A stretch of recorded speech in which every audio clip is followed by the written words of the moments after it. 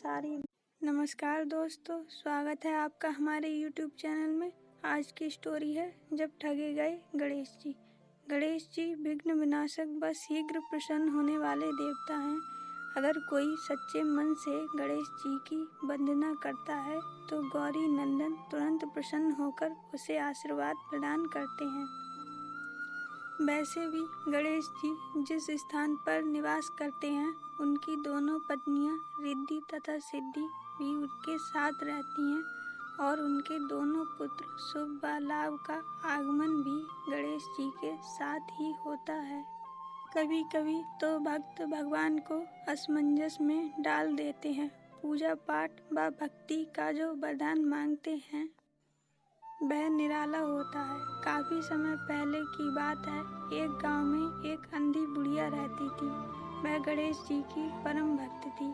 आंखों से भले ही दिखाई नहीं देता था, परंतु वह सुबह शाम गणेश जी की बंदगी में मग्न रहती। नित्य गणेश जी की प्रतिमा के आगे बैठकर उनकी स्तुति करती, भजन गाती व समाधि में लीन रहती। गणेश जी बुढ़िया की भक्ति से बड़े प्रसन्न हुए। उन्होंने सोचा, यह बुढ़िया नित्य हमारा स्मरण करती है, परंतु बदले में कभी कुछ नहीं मांगती।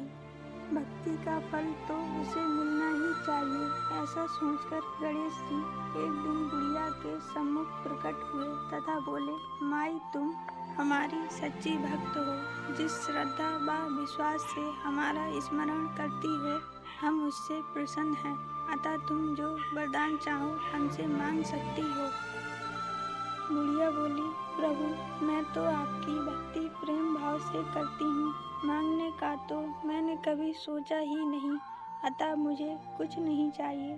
गणेश जी पुनः बोले, हम वरदान देने के लिए आए हैं। बुढ़िया बोली, हे सर्वेश्वर, मुझे मांगना तो नहीं आता। अगर आप कहें तो मैं कल मांग लूँगी, तब तक मैं अपने बेटे व बहू से सलाह मशवरा कर लूँ।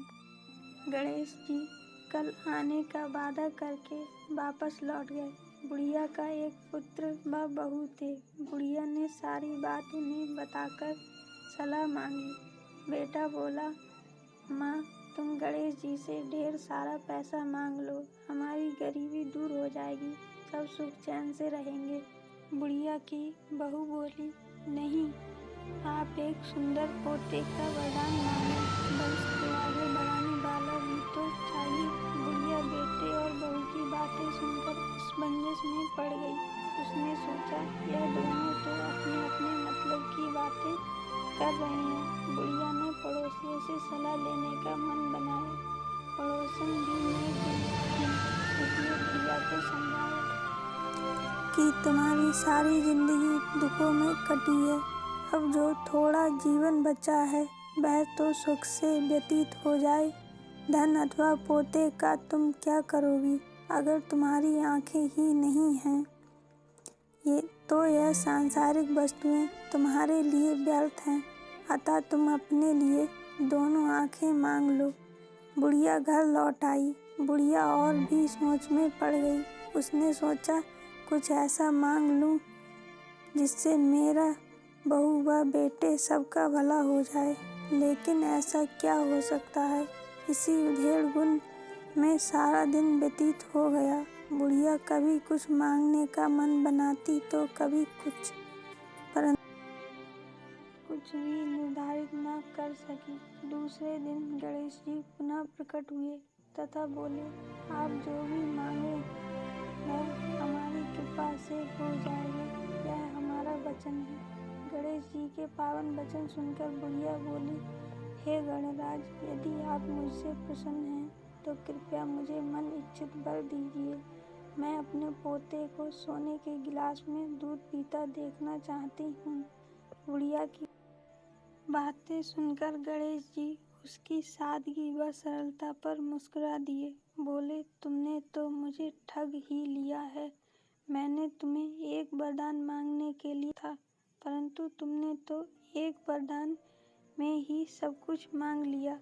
तुमने अपने लिए लंबी उम्र तथा दोनों आंखें मांग ली, बेटे के लिए धन व बहू के लिए पोता भी मांग लिया। पोता होगा, ढेर सारा पैसा होगा, तभी तो वह सोने के गिलास में दूध पिएगा। पोते को देखने के लिए तुम जिंदा रहोगी, तभी तो देख पाओगी। अब देखने के लिए 2 आंखें भी देनी ही पड़ेंगी। फिर भी वह बोले, जो तुमने मांगा वे सब सत्य होगा। यूं कहकर गणेश जी अंतर्ध्यान हो गए। कुछ समय पाकर गणेश जी की कृपा से बुढ़िया के घर पोता हुआ। बेटे का कारोबार चल निकला तथा बुढ़िया की आंखों की रोशनी वापस लौट आई। बुढ़िया अपने परिवार सहित सुखपूर्वक जीवन व्यतीत करने लगी। तो दोस्तों, आज की स्टोरी कैसी लगी हमें कमेंट करके ज़रूर बताइए और हमारे चैनल को सब्सक्राइब कर दीजिए, वीडियो को लाइक कर दीजिए, शेयर कर दीजिए। धन्यवाद।